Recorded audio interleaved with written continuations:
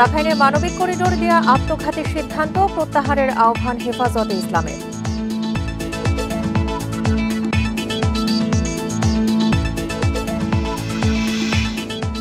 ফেব্রুয়ারি বা এপ্রিলে জাতীয় নির্বাচন চায় জামায়াত, দৃশ্যমান সংস্কার ও বিচার দাবি আমিরের।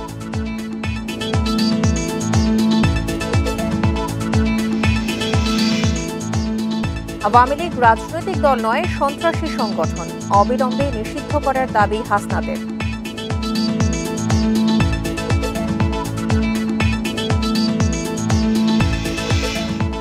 ঐকমত্য কমিশন কারো প্রতিপক্ষ নয় বললেন আলী রিয়াজ, দেশের স্বার্থে এক হওয়ার আশা।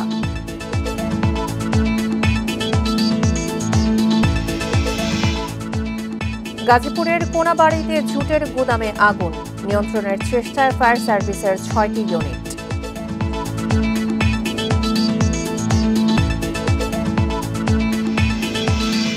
বান্ডেল থাকলে প্রতি সেনমানিতে টাকা বাঁচবে। বিকাশ সেনমানি বান্ডেল কিনে জিতুন প্রতি লেনদেনে। স্বাগত বিরতিহীন সংবাদ দুপুরে আপনাদের সাথে আছি সঞ্চারে মজিদতমা। শুনছিলেন শিরোনাম, চলে যাচ্ছে পুরো খবরে। মিয়ানমারের রাখাইনে মানবিক করিডোর দেয়া আত্মঘাতী সিদ্ধান্ত বলে জানিয়েছে হেফাজতে ইসলাম। দুপুরে সোহরাওয়ার্দী উদ্যানে দলের মহাসমাবেশে একথা জানান দলটির নেতারা। নারীর ন্যায্য অধিকার প্রতিষ্ঠায় ৩ মাসের মধ্যে বিভাগীয় সম্মেলন এবং ২৩ মে বিক্ষোভ কর্মসূচির ডাক দিয়েছে দলটি। এর আগে সকাল ৯টা থেকে ৪ দফা দাবিতে মহাসমাবেশ শুরু করে হেফাজতে ইসলাম। সমাবেশ সফল করতে ফজরের নামাজের পর বিভিন্ন এলাকা থেকে আসতে থাকেন সংগঠনটির নেতাকর্মীরা। সকাল ৭টার আগেই মূল সমাবেশ স্থলে ব্যাপক সমাগম ঘটে। ঢাকা, চট্টগ্রাম ছাড়াও দেশের বিভিন্ন জেলা উপজেলা থেকে নেতাকর্মীরা এতে যোগ দিয়েছেন। হেফাজতের ৪ দফা দাবির মধ্যে দলের নেতাকর্মীদের বিরুদ্ধে দায়ের হওয়া সব মামলা প্রত্যাহার সহ ফিলিস্তিন, ভারতে মুসলিমদের ওপর নিপীড়ন বন্ধের কথা বলা হয়েছে।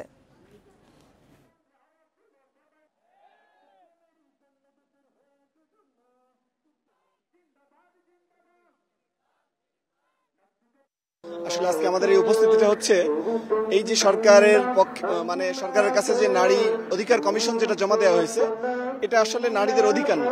এটা আমরা দেখতেছি যে নারীদের অধিকারের নামে, সম অধিকারের নামে আসলে যে নারীদেরকে অমূল্যায়ন করা হচ্ছে। হেফাজতের যে মামলাগুলো আমাদের উলামায়ে কেরামের মধ্যে করা হয়েছে, ওই মামলাগুলো এখন পর্যন্ত সরকারে প্রত্যাহার করে নাই। হেফাজতে ইসলামের মহাসমাবেশ নিয়ে আরো জানাতে কাকরাইল থেকে যোগ দিচ্ছেন আমাদের সহকর্মী বনি ইবনে কামাল। বনি, এই মহাসমাবেশ থেকে তো বিভিন্ন কর্মসূচির ডাক দেওয়া হয়েছে, এর মধ্যে ৩ মাসের মধ্যে বিভাগীয় সম্মেলন এবং ২৩ মে বিক্ষোভ কর্মসূচিরও ডাক দিয়েছে দলটি। আর কি কি কর্মসূচির কথা বলেছেন তারা?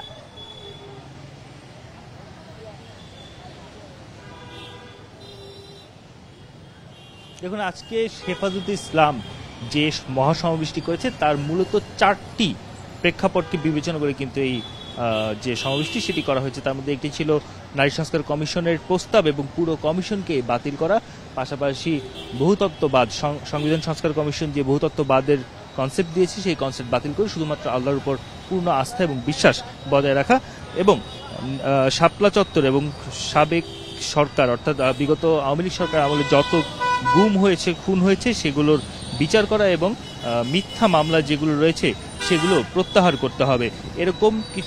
এরকম 4টি দাবি নিয়ে তারা আজকের এই সমাবেশটি করেছে। এবং এই আজকের এই সমাবেশে যারা আজকে বক্তব্য রেখেছেন তাদের সবার কণ্ঠেই কিন্তু মূলত ছিল এই যে নারী সংস্কার কমিশনের যে প্রস্তাবনাগুলো রয়েছে সেই প্রস্তাবনাগুলোর বিরোধিতা করে, এবং তারা বলছেন যে নারী সংস্কার কমিশন যে প্রস্তাবনাগুলো দিয়েছে সেই সবগুলো প্রস্তাবনাই প্রায় ইসলাম বিরোধী, এবং এই ইসলাম বিরোধী হওয়ার কারণে এই প্রস্তাবনাগুলোকে তারা বাদ দেওয়া, পাশাপাশি পুরো কমিশনকেই বাদ দেওয়ার আহ্বান জানিয়েছে। এছাড়াও যেহেতু আপনি জানেন যে হেফাজতে ইসলামের যুগ্ম মহাসচিব মামুনুল হক তিনি আজকের এই সমাবেশে ছিলেন, এবং তার বক্তব্যের মধ্যে তিনি বলেছেন যে নারী সংস্কার কমিশন প্রত্যক্ষভাবে আল্লাহর আইনকে কটাক্ষ করেছে, ধর্মীয় অনুভূতিতে আঘাত দিয়েছে, এবং সেই কারণে এই কমিশনের বিরুদ্ধে সরকার কি ব্যবস্থা নেয় সেটা দেখতে চায় হেফাজতে ইসলাম। পাশাপাশি এই যে হেফাজতে ইসলামের নেতাকর্মীদের বিরুদ্ধে যত মামলা রয়েছে সেই সব মামলা প্রত্যাহারের কথা বলা হয়েছে, সেই সব মামলাকে ভিত্তিহীন এবং মিথ্যা অবান্তর মামলা হিসেবে উল্লেখ করে এই মামলাগুলো বাতিলের দাবি জানিয়েছে এবং শুধু দাবি নয়, এই মামলাগুলো বাতিলের জন্য 2 মাসের আলটিমেটামও কিন্তু দিয়েছে হেফাজত ইসলাম। 2 মাসের মধ্যে যদি মামলাগুলো বাতিল না করা হয় সেই ক্ষেত্রে তারা অন্যান্য আরো কঠোর কর্মসূচি দেওয়ার হুঁশিয়ারিও কিন্তু দিয়েছে। বলছে মামুনুল হক বলছিলেন যে আসলে আওয়ামী লীগের দোসর যারা রয়েছে অথবা আওয়ামী লীগের সমর্থক যারা রয়েছে তাদেরকেও কিন্তু তিনি হুঁশিয়ারি দিয়ে বলেছেন যে শেখ হাসিনা যে পথে গিয়েছে আওয়ামী লীগের দালালরা বা যারা আওয়ামী লীগের দালালি করছে তারাও সেই পথেই যাবে। আমি যদি আপনাকে আরেকটু জানিয়ে রাখতে চাই, এই মহাসমাবেশে হেফাজত ইসলামের যিনি আমির রয়েছেন মহিবুল্লাহ বাবুনগরী, তার পক্ষে লিখিত বক্তব্য পাঠ করা হয়েছে এবং সেই বক্তব্যের মধ্যে এনজিওবাদী গোষ্ঠীদের প্ররোচনা, ইসলাম বিরোধী কোনো কাজ করলে ছাড় দেওয়া হবে না বলে হুঁশিয়ারি দেওয়া হয়েছে। পাশাপাশি ভারতীয় আধিপত্যবাদের বিরুদ্ধে সোচ্চার থাকার আহ্বান জানানো হয়েছে।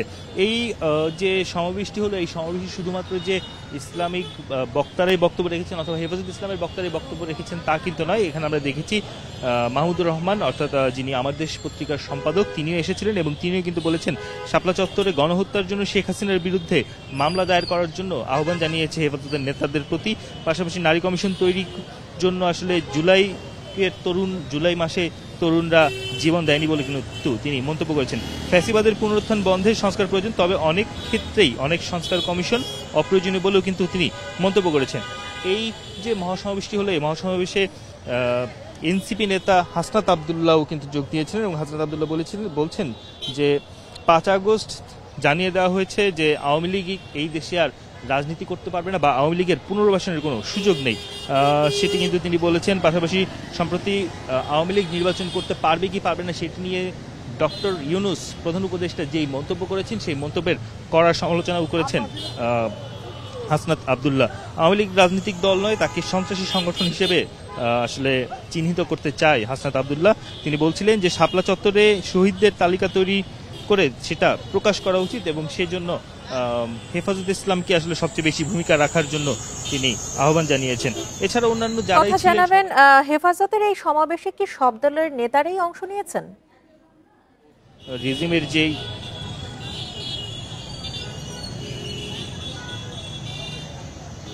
আমরা যতটুকু দৃশ্যমান দেখেছি এখানে আসলে সব দলের নেতারা অংশগ্রহণ নিয়েছে সেটা কিন্তু বলার সুযোগ নেই। আমরা দেখেছি যে কিছু কিছু জায়গায় বিশেষ করে এনসিপির হাসনাত আবদুল্লাহকে আসলে রাজনৈতিক ব্যক্তিত্ব হিসেবে আমরা দেখতে পেয়েছি, তবে অন্যান্য ক্ষেত্রে রাজনৈতিক নেতাদের সেরকম কোনো অংশগ্রহণ আসলে চোখে পড়ার মতো ছিল না। আমি যদি আপনাকে আরেকটু জানিয়ে রাখতে চাই, এই যে যেই সমাবেশটি হলো এই সমাবেশের মধ্যে তারা কিন্তু একটি ঘোষণাপত্র পাঠ করেছেন এবং সেই ঘোষণাপত্রে 12টি পয়েন্ট রয়েছে বা 12টি দাবি রয়েছে। নারী বিষয়ক কমিশন বাতিল, পাশাপাশি শাপলা চত্বর এবং জুলাই আন্দোলনের বিচার করতে হবে এবং বিচার সম্পূর্ণ হওয়ার আগেই শেখ হাসিনা এবং তাদের দোসরদের যে বা আওয়ামী লীগের যে কর্মকাণ্ড সেটি নিষিদ্ধ ঘোষণা করার দাবি জানানো হয়েছে। পাশাপাশি এই দাবির মধ্যে যেমন রাখাইনে যে মানবিক করিডোর দেওয়া হচ্ছে সেটি নিয়েও সমালোচনা করা হয়েছে, সেটি আসলে উচিত হয়নি বা সেটি আসলে কোনো ভালো সিদ্ধান্ত নয় বলে তারা মন্তব্য করছেন। অর্থাৎ সরকারকে এই সিদ্ধান্ত থেকে ফিরে আসা প্রয়োজন বলেও তারা মন্তব্য করছেন। আজকের এই সমাবেশে আগামী দিনের কিছু কর্মসূচি ঘোষণা করা হয়েছে, তার মধ্যে বিশেষ করে 23 মে শুক্রবার একটি সারা দেশে বিক্ষোভ সমাবেশের ডাক দেওয়া হয়েছে। হেফাজতের মহাসমাবেশের সবশেষ তথ্য নিয়ে জানাচ্ছিলেন আমাদের সহকর্মী বন ইবনে কামাল। জুনে নয়, ফেব্রুয়ারি ও এপ্রিলের মধ্যে নির্বাচন দেওয়ার পরামর্শ দিয়েছেন জামায়াতে ইসলামীর আমির ডাক্তার শফিকুর রহমান। সকালে রাজধানীর মগবাজারে দলের জেলা ও মহানগর পর্যায়ের সম্মেলনে এই আহ্বান জানান তিনি। জামায়াতের আমির বলেন, একটি সুষ্ঠু ও বস্তুনিষ্ঠ নির্বাচনের জন্য জাতি অপেক্ষা করছে, এজন্য দুটি সময়কে উপযুক্ত মনে করা হচ্ছে। একটি ফেব্রুয়ারিতে রোজার আগে, তবে এই সময়ের মধ্যে সংস্কার ও বিচারের দৃশ্যমান প্রক্রিয়ার মধ্য দিয়ে জনমনে আস্থা সৃষ্টি করতে হবে। যদি না হয় তাহলে সর্বোচ্চ এপ্রিল মাস পার হওয়া উচিত না। পরে জামায়াতের আমির বলেন, নারী বিষয়ক সংস্কার কমিশন বাতিল করে সত্যিকারের নারী সংগঠকদের দিয়ে কমিশন গঠন করতে হবে। নারী বিষয়ক সংস্কার কমিটি যে সুপারিশ দিয়েছে তাতে জাতি হতাশ হয়েছে, এতে পারিবারিক নিয়মনীতির উপর আঘাত হানা হয়েছে। আমরা মনে করি সরকারের ঘোষিত সময়ের ভিতরে সংস্কার সাধন করে নির্বাচন সম্ভব। এর জন্য দুটি সময়কে আমরা উপযুক্ত মনে করি। একটি হচ্ছে ফেব্রুয়ারি মাস সোজা শুরু হওয়ার আগে, আরেকটি হচ্ছে যদি কোনো কারণে এই সময়ের ভিতরে সংস্কারগুলো এবং বিচারের দৃশ্যমান প্রক্রিয়া জনমনে আস্থা সৃষ্টির পর্যায়ে না আসে, তাহলে ম্যাক্সিমাম এপ্রিল পার হওয়া উচিত নয়। নারী কমিশন তৈরির জন্য গণঅভ্যুত্থানে তরুণরা জীবন দেয়নি। তাদের লক্ষ্য বাস্তবায়ন করতে ফ্যাসিবাদের পুনরুত্থান বন্ধে সংস্কার করতে হবে। সকালে সোহরাওয়ার্দী উদ্যানে হেফাজতে ইসলামের মহাসমাবেশে কথা বলেন দৈনিক আমার দেশ পত্রিকার সম্পাদক মাহমুদুর রহমান। এ সময় এনসিপির দক্ষিণাঞ্চলের মুখ্য সংগঠক হাসনাত আবদুল্লাহ বলেন, আওয়ামী লীগ রাজনৈতিক দল নয়, সন্ত্রাসী সংগঠন। অবিলম্বে দলটিকে নিষিদ্ধ করতে হবে। এছাড়া অপ্রয়োজনীয় সংস্কার বাদ দিয়ে প্রয়োজনীয় সংস্কারগুলো দ্রুত করতে হবে। শাপলা চত্বরে নিহত শহীদদের তালিকা প্রকাশ করতে হেফাজতের প্রতি আহ্বানও জানান তিনি। এর আগে মাহমুদুর রহমানও একই আহ্বান জানিয়ে বলেন, শাপলা চত্বরে গণহত্যার জন্য শেখ হাসিনার বিরুদ্ধে মামলা করতে হবে। ভারতের সাম্রাজ্যবাদের বিরুদ্ধে বৃহত্তর লড়াই থেকেও সরে যাওয়া যাবে না। আপনারা নারী নীতি নিয়ে প্রশ্ন তুলেছেন। এ ব্যাপারে প্রথমে ডক্টর ইউনূস সরকারের প্রতি আমার একটি প্রশ্ন আছে যে আপনারা কেন অপ্রয়োজনীয় ইস্যু তৈরি করছেন? নারী কমিশন করবার জন্য জুলাই বিপ্লবের তরুণেরা জীবন দেয় নাই। আমার ভাই আবরার এবং শহীদ আবু আলিফের রক্তের উপর পাড়া দিয়ে এই আওয়ামী লীগ বাংলাদেশে আসবে না। এই সংস্কার আমাদের দেশের সবচেয়ে বড় সংস্কার। আওয়ামী লীগকে নিষিদ্ধ করতে হবে। জাতীয় ঐকমত্য কমিশন কারো প্রতিপক্ষ নয়, সুনির্দিষ্ট জাতীয় সনদ তৈরি করাই মূল লক্ষ্য বলে জানিয়েছেন কমিশনের সহ সভাপতি ডক্টর আলী রিয়াজ। সকালে জাতীয় সংসদ ভবনের এলডি হলে 12 দলীয় ঐক্য জোটের সঙ্গে সংলাপে বসার আগে এ কথা জানান তিনি। আলী রিয়াজ বলেন, দলগুলোর মধ্যে মতপার্থক্য থাকবে। নেতাকর্মীরা জাতীয় স্বার্থে নিজ নিজ অবস্থান থেকে কথা বলবেন, আবার ছাড় দেওয়ারও মানসিকতা থাকতে হবে। সব বিষয়ে একমত হওয়া সম্ভব না হলেও রাষ্ট্র গড়ার ক্ষেত্রে সবাই একমত হতে পারবেন বলে আশা প্রকাশ করেন আলী রিয়াজ। পরে বিএনপির সমমনা 12 দলের পক্ষে ন্যাশনাল পিপলস পার্টির চেয়ারম্যান ফরিদুজ্জামান ফরহাদ বলেন, গত 1.5 দশক দেশের গণতন্ত্র ও মানুষের অধিকার প্রতিষ্ঠায় আন্দোলন সংগ্রাম করেছে গণতন্ত্রকামী দলগুলো মনে করে ঐকমত্যের ভিত্তিতে দেশকে গড়ে তুলতে হবে। পাশাপাশি অনির্বাচিত সরকারেরও বেশি দিন ক্ষমতায় থাকা ঠিক নয়। জাতীয় ঐকমত্য কমিশন আপনাদের অবশ্যই প্রতিপক্ষ নয়। অবশ্যই আমরা সকলে মিলেই চেষ্টা করছি, সেই চেষ্টা অব্যাহত থাকবে। সেই চেষ্টারই অংশ হিসেবে আজকে আমরা এখানে একত্রিত হয়েছি। আলোচনা অন্যান্য রাজনৈতিক দলের সঙ্গে হবে এবং তার মধ্য দিয়ে আমরা অগ্রসর হব। আবারও বলি যে আমাদের লক্ষ্য হচ্ছে সুনির্দিষ্ট নির্ধারিত সময়ের মধ্যে একটি জাতীয় সনদ তৈরি করা, যা বাংলাদেশে একটি জবাবদিহিমূলক গণতান্ত্রিক রাষ্ট্র প্রতিষ্ঠার জন্য আমাদের সহযোগিতা করতে পারে। এদেশে আবার একটা পূর্ণ গণতন্ত্র প্রতিষ্ঠিত হয়, মানুষ যাতে ভোট দিতে পারে, যার ভোট সে নিজে দিতে পারে এবং জনগণের ভোটের মাধ্যমে একটা প্রতিষ্ঠিত সরকার এসে এদেশের গণতন্ত্র মানুষ ভোট সরকার গঠন করতে পারে, তার জন্য আমরা সম্পূর্ণ চেষ্টা করছি। ঐকমত্য কমিশনের সঙ্গে 12 দলীয় জোটের সংলাপ নিয়ে আরও জানাতে যোগ দিচ্ছেন আমাদের সহকর্মী খালেদ রায়হান। আর রায়হান, ন্যাশনাল পিপলস পার্টি ঐকমত্য কমিশনের কাছে কি কি প্রস্তাব দিয়েছে?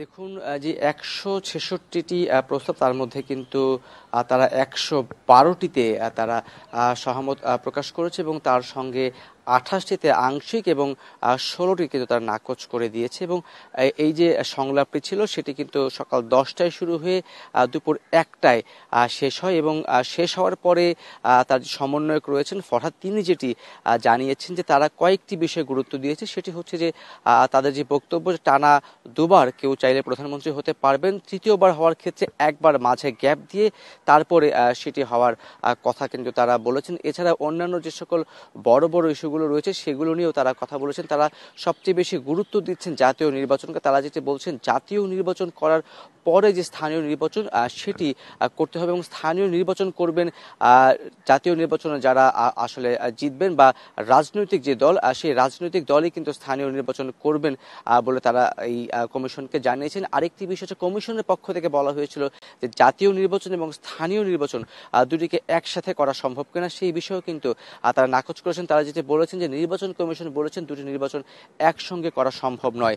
সব মিলিয়ে এই বিষয় নিয়ে তারা কিন্তু কথা বলেছেন এবং এই যে সংলাপের আগে কমিশনের যিনি সহসভাপতি রয়েছেন আলী রিয়াজ, তিনি কিন্তু কথা বলেছেন গণমাধ্যমের সঙ্গে। তিনি যেটি বলেছেন যে আসলে এই কমিশন কিন্তু কারো শত্রু নয়, তিনি এই ব্যবহার করেছেন এবং কারো পক্ষের হয়ে তারা কাজ করছেন, ব্যাপারটি এমন নয়।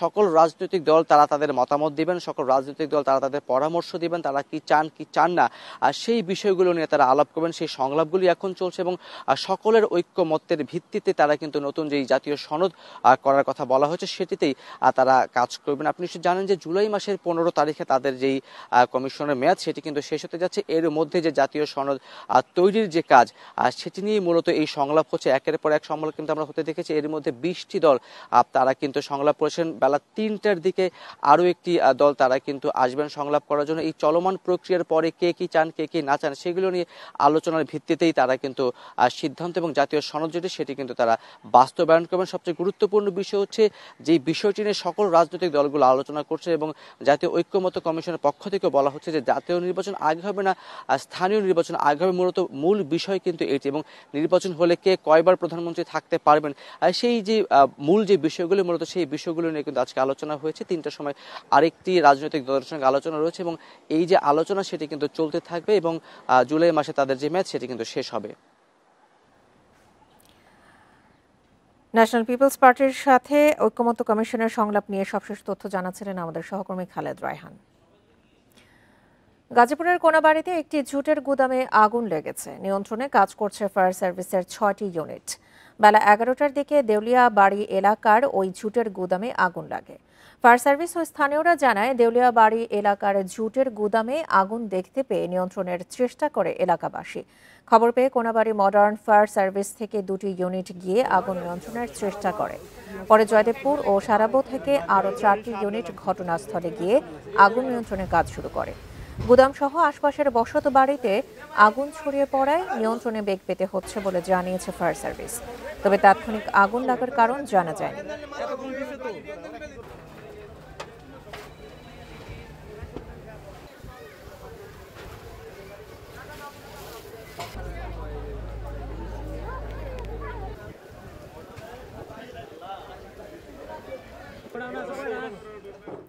এ বিষয়ে আরো জানাতে গাজীপুর থেকে যোগ দিচ্ছেন আমাদের সহকর্মী আবুল হাসান। আবুল হাসান, আগুন কি পুরোপুরি নিয়ন্ত্রণে এসেছে? কয়টি ইউনিট এখন পর্যন্ত কাজ করছে?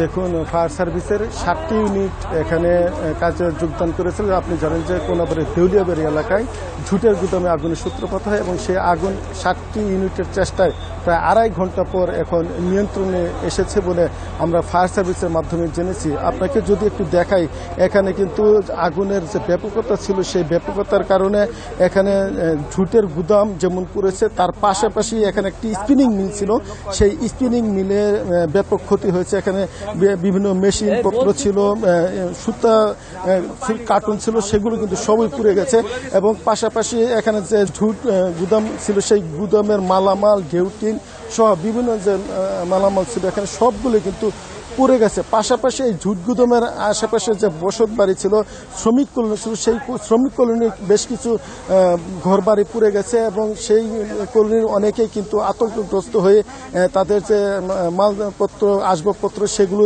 দ্রুত ছড়িয়ে নিয়েছেন এবং তারা কিছুটা অল্পের জন্য তাদের জীবন রক্ষা করতে পেরেছেন। যে কয়েকটি ঘর পুড়েছে সেখানে কিন্তু বেশ কিছু মালামাল তাদের নিতে পারেনি, সেগুলো কিন্তু পুড়ে গেছে। এবং ফায়ার সার্ভিসের একজন কর্মকর্তা কিছুক্ষণ আগে গণমাধ্যম কর্মীদের সাথে কথা বলছিলেন। তিনি বলছেন যে আগুনের যে ব্যাপকতা সেটি শুধুমাত্র যে তীব্র বাতাস ছিল, সেই বাতাস থাকার কারণে কিন্তু এই আগুন দ্রুত চারপাশে ছড়িয়ে পড়ে। এবং শুরুতে আগুনের ব্যাপকতা কম ছিল, তখন স্থানীয়রা আগুন নেভানোর জন্য কাজ করে, কিন্তু পরবর্তীতে এই আগুনের ব্যাপকতা ছড়িয়ে পড়লে ফায়ার সার্ভিসের 7টি ইউনিট তারা এসে কিন্তু আগুন নেভানোর কাজে যোগ দেয়। তবে এখানে পানির স্বল্পতার পাশাপাশি এখানে বাতাস বেশি থাকে, আগুন নিভাতে তাদের বেশ বেগ পেতে হয়। পরবর্তীতে তারা কিন্তু 7টি ইউনিট আড়াই ঘন্টার চেষ্টায় এখানে আগুন নিয়ন্ত্রণে আনে। তবে আমরা যেটি জেনেছি যে এই ঘটনায় কোনো হতাহতের খবর এখন পর্যন্ত ফায়ার সার্ভিস বা স্থানীয় কেউ নিশ্চিত করেনি, অর্থাৎ কেউ হতাহত হয়নি। আগুন লাগার যে কারণ সেটি তারা তদন্ত করে দেখছেন এবং কি পরিমাণ এখানে ক্ষয়ক্ষতি হয়েছে তারা সেটি তদন্ত করবেন। তবে কারখানার যে মালিক পক্ষ রয়েছেন, এখানে যারা কর্মরত ছিলেন, তারা বলছেন যে এখানে 4 কোটি টাকার যে মূল্যমানের মেশিনপত্র সেগুলো পুড়ে গেছে, অনেক সুতা ছিল সেই সুতা পুড়ে গেছে। পাশাপাশি এখানে তাদের ভাষ্য যে এখানে শতাধিক এখানে ঝুটের গুদাম ছিল, সেগুলো পুড়ে গেছে, বাসাবাড়ি পুড়ে গেছে। অর্থাৎ স্থানীয় দাবি করছে যে অন্তত 25 কোটি টাকার ক্ষয়ক্ষতি ইতিমধ্যে হয়েছে বলে তারা আমাদেরকে জানিয়েছেন। আবুল হাসান, আপনি তথ্য সংগ্রহ করতে থাকুন। গাজীপুরের কোনাবাড়িতে ঝুটের গুদামে আগুন লেগেছে, এখন পর্যন্ত 7টি ইউনিট সেখানে কাজ করছে। এই বিষয়ে বিস্তারিত জানাচ্ছিলেন আমাদের সহকর্মী আবুল হাসান। আপনারা দেখছেন বিরতিহীন সংবাদ দুপুর। সংবাদে অন্যান্য খবরের সাথে আরো যা থাকছে। 1 মাসের মধ্যে এনসিডি কর্নারে ওষুধ সংকটের শঙ্কা, ঝুঁকিতে পড়তে পারে 11 লাখ রোগী।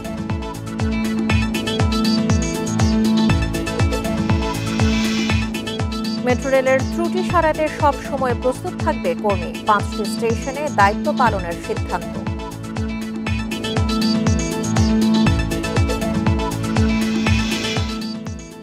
এক মাসের মধ্যে দেশের 429টি এনসিডি কর্নারে ওষুধ সংকট শুরু হওয়ার আশঙ্কা করা হচ্ছে। এতে স্বাস্থ্য ঝুঁকিতে পড়তে পারেন ডায়াবেটিস, উচ্চ রক্তচাপ ও অ্যাজমার 11 লাখ রোগী। ওষুধ কিনতে বরাদ্দ চেয়ে মন্ত্রণালয়ে চিঠি দিয়েছে স্বাস্থ্য অধিদপ্তর, তবে এখন পর্যন্ত কোনো সিদ্ধান্ত আসেনি। কি গ্রাম কি শহর, ডায়াবেটিস উচ্চ রক্তচাপের রোগী এখন ঘরে ঘরে। 4 কোটির মতো মানুষ এই 2 রোগে ভুগছেন বছরের পর বছর। পাশাপাশি বাড়ছে নতুন রোগী। এসব রোগীর চিকিৎসায় সদর হাসপাতাল ও উপজেলা স্বাস্থ্য কমপ্লেক্সে 429টি এনসিডি কর্নার রয়েছে, যেখানে 5 ধরনের ওষুধ দেয়া হয় বিনামূল্যে। একসঙ্গে 1 মাসের ওষুধ পান রোগী, কিন্তু বেশিরভাগ কর্নারেই ওষুধের মজুদ প্রায় শেষ। এতে অসংক্রামক রোগ নিয়ন্ত্রণ কঠিন হতে পারে। সমাজে যে স্তরের মানুষ এই ওষুধগুলো নিতে আসেন, তাদের জন্য এই ওষুধ বাইরে থেকে কিনে খাওয়া আসলে খুবই কষ্টসাধ্য। প্রত্যেকটা ডিজিজের একটা কনসিকুয়েন্সেস, আপনি যদি নিয়ন্ত্রণে না রাখেন আপনার জীবন তো ঝুঁকিতেই পড়বে।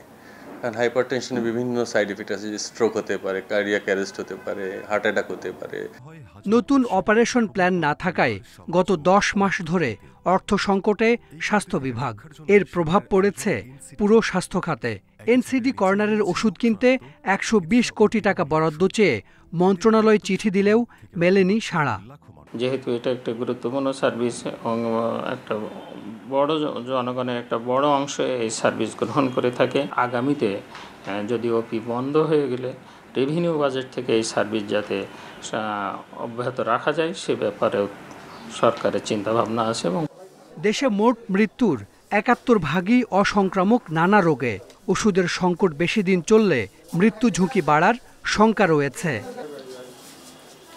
Hasan Misba, Independent News, Dhaka. এ বিষয়ে আলোচনা করতে আমাদের সঙ্গে যোগ দিচ্ছেন ন্যাশনাল হার্ট ফাউন্ডেশনের রোগতত্ত্ব বিভাগের প্রধান অধ্যাপক সোহেল রেজা চৌধুরী। জনাব সোহেল রেজা চৌধুরী, আপনাকে স্বাগত জানাচ্ছি বিরতিহীন সংবাদ দুপুরে। শুরুতে একটু জানতে চাই, এনসিডি কর্নারে যে ওষুধ সংকটের কথা বলা হচ্ছে, যদি ওষুধ সংকট হয় তাহলে কি ধরনের প্রভাব পড়তে পারে? ধন্যবাদ। আপনার প্রতিবেদনেই আমরা যেটা শুনলাম যে বিশেষ করে উচ্চ রক্তচাপ এবং ডায়াবেটিস, এই দুটো রোগকে যদি নিয়ন্ত্রণে আনতে হয় তাহলে জীবন আচরণের পাশাপাশি ওষুধটা খুবই গুরুত্বপূর্ণ। ওষুধ যদি নিয়মিত না খাওয়া হয় তাহলে উচ্চ রক্তচাপ নিয়ন্ত্রণে থাকে না এবং ডায়াবেটিসও নিয়ন্ত্রণে থাকে না। এবং আমরা জানি যে এই দুটোই আসলে হৃদরোগ অথবা স্ট্রোকের একটা গুরুত্বপূর্ণ রিস্ক ফ্যাক্টর। আমরা যদি এই দুটো রিস্ক ফ্যাক্টরকে কন্ট্রোল করতে না পারি তাহলে হৃদরোগের ঝুঁকি এবং স্ট্রোকের ঝুঁকি অনেকাংশে বেড়ে যাবে। এবং এটাও আমরা জানি যে বাংলাদেশে বেশিরভাগ লোকের মৃত্যু হচ্ছে এখন হৃদরোগ অথবা স্ট্রোকে, এবং অকাল মৃত্যু হচ্ছে অনেক বেশি। সুতরাং ওষুধগুলো যদি ঠিক মতো না খায়, যে রোগী নিবন্ধিত রোগীগুলো উপজেলা হেলথ কমপ্লেক্সে, তাদের এই ঝুঁকিগুলো অনেক বেড়ে যাবে। স্যার, অসংক্রামক রোগে আক্রান্তের সংখ্যা আমরা দিন দিন দেখছি যে বাড়ছে, এটি আসলে কেন? বেশ কিছু কারণ আছে। প্রথমত বলা যেতে পারে যে আমাদের জীবন আচরণগুলো অনেক দ্রুত পরিবর্তন হয়েছে।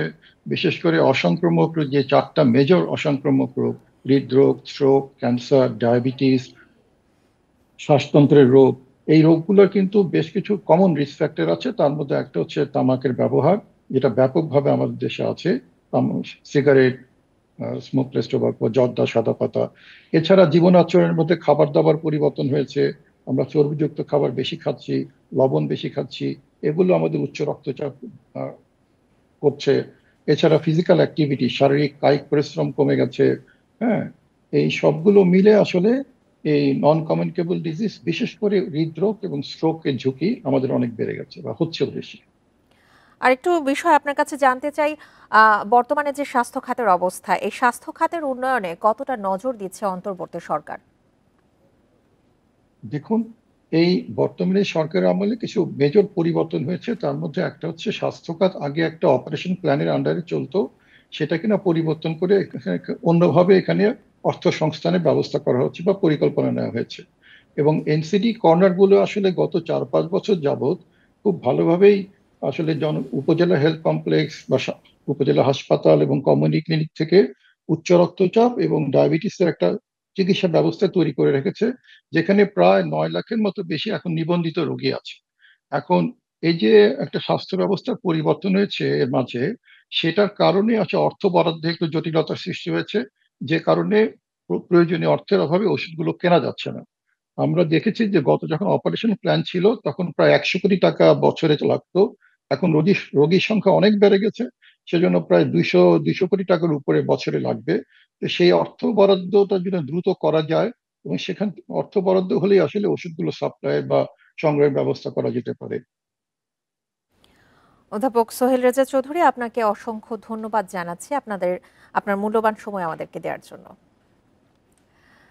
বৈদ্যুতিক গোলযোগের মতো নানা ত্রুটি দ্রুত সারিয়ে মেট্রো রেল চলাচল নির্বিঘ্ন করতে এখন থেকে 5টি স্টেশনে নিয়মিত থাকছেন কারিগরি দলের কর্মীরা।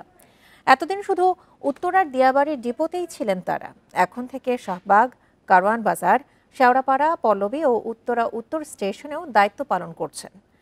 এতে মেট্রো রেলের যে কোনো সমস্যার সমাধান মিলবে সহজেই, ভোগান্তি কমবে যাত্রীদের। মেট্রো রেলের রাজধানীর উত্তরা থেকে মতিঝিল রুটে প্রতিদিন চলাচল করছেন 4 লাখের বেশি যাত্রী, কিন্তু অনেক সময় কারিগরি ত্রুটির জন্য বন্ধ হয়ে যায় ট্রেন, বিপাকে পড়েন যাত্রীরা। এ ধরনের সমস্যা দ্রুত সমাধানে নতুন উদ্যোগ নিল কর্তৃপক্ষ। এতদিন মেরামতের জন্য নিয়োজিত কর্মীরা বসতেন শুধু দিয়াবাড়ির মেট্রো রেল ডিপোতে।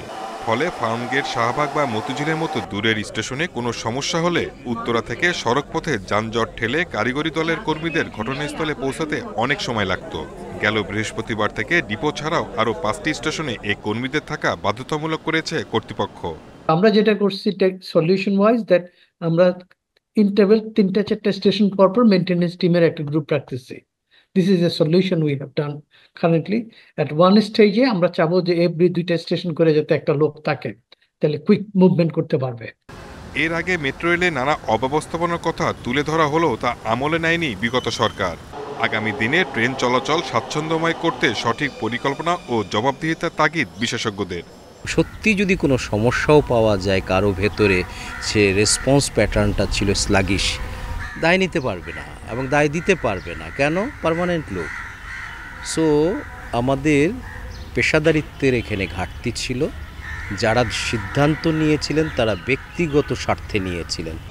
মেট্রো রেলে এমআরটি 6 লাইনে মোট স্টেশন 17টি, এর মধ্যে কমলাপুর বাদে বাকি সব স্টেশন চালু রয়েছে।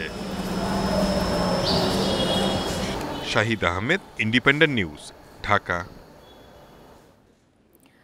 কৃষিতে ভর্তুকি অব্যাহত রাখার জন্য প্রয়োজন হলে IMF এর শর্ত থেকে বের হয়ে আসবে সরকার। সকালে রাজধানীর খামারবাড়িতে এক সেমিনারে একথা জানান প্রধান উপদেষ্টার বিশেষ সহকারী আনিসুজ্জামান চৌধুরী।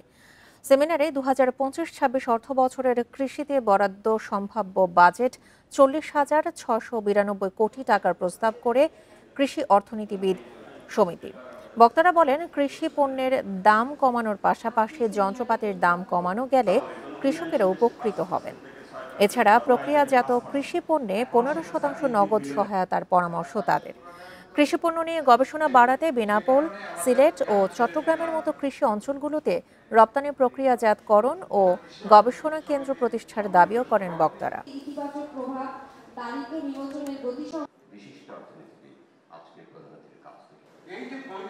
IMF অনেক শর্ত দিচ্ছে সাবসিডি তোলার জন্য, আপনারা জানি খুশি হবেন। আমরা সরকার থেকে সিদ্ধান্ত নিয়েছি প্রয়োজন হলে আমরা IMF থেকে বেরিয়ে আসবো।